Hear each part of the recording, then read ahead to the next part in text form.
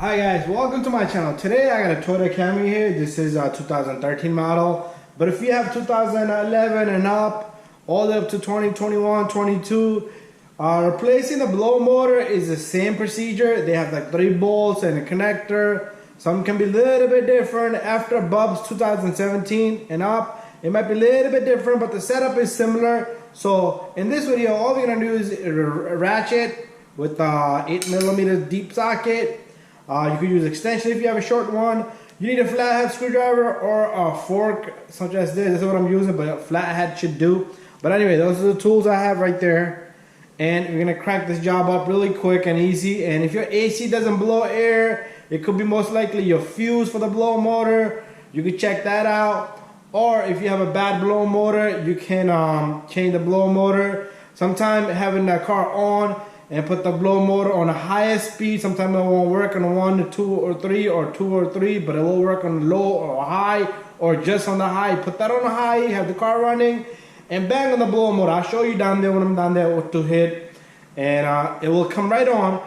And but when you're taking it off, make sure your engine is off, your blow motor is off, the keys out of the ignition. A lot of people say disconnect the battery and work on electrical components, but it's not necessary. You don't want to lose a memory on the idle on this vehicle. Then you have a whole new can of worm. But anyways, let this job begin. So let's take our camera and grab my tool sitting over here.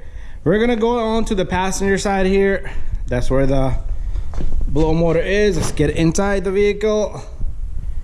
And be careful with the door. So we're gonna go put our tools right here. So the blow motor is down here.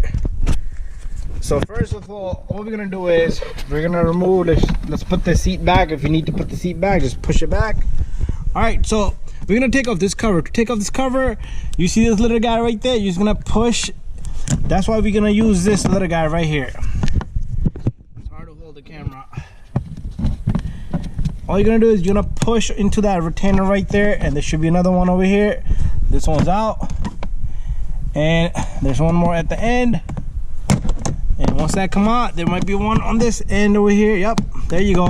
Once all this is out, you should be able to this guy went back in, and the other guy went back in.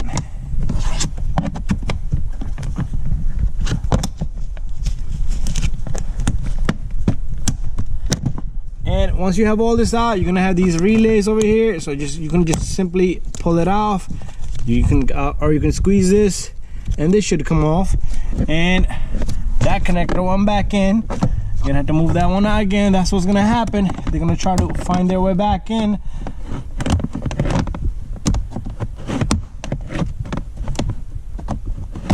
Okay. Once you get this cover off, you see this is the legs that sit at the end. So when you put it back, make sure these sit into the hole at the end over there. There's one right there, and there's one over there. All right, so once we're down here, let's move this cover out of the way. So if you put your blow motor on high key on, what you're gonna do here is you're gonna simply my camera screen went away. You're gonna hit this. If you hit that, if the motor comes on, bada bing, bada boom, there you go. You have actually diagnosed it that you had a bad blow motor. So anyways, let's go further. Let me get down here. So take out the blow motor. You need to remove this bolt here, this bolt here. So there's 3 of them.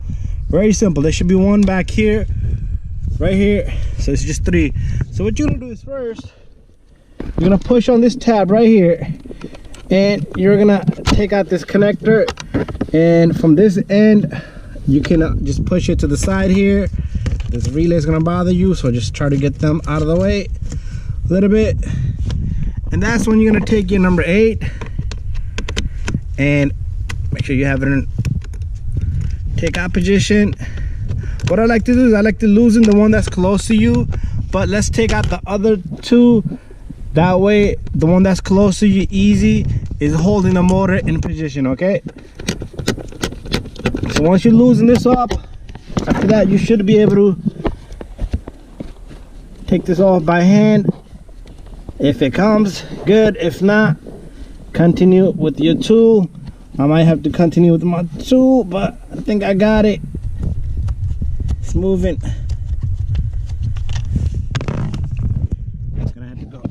tool again. Oh, there you go. It's really tight down here, but it's okay. And then we got one over here.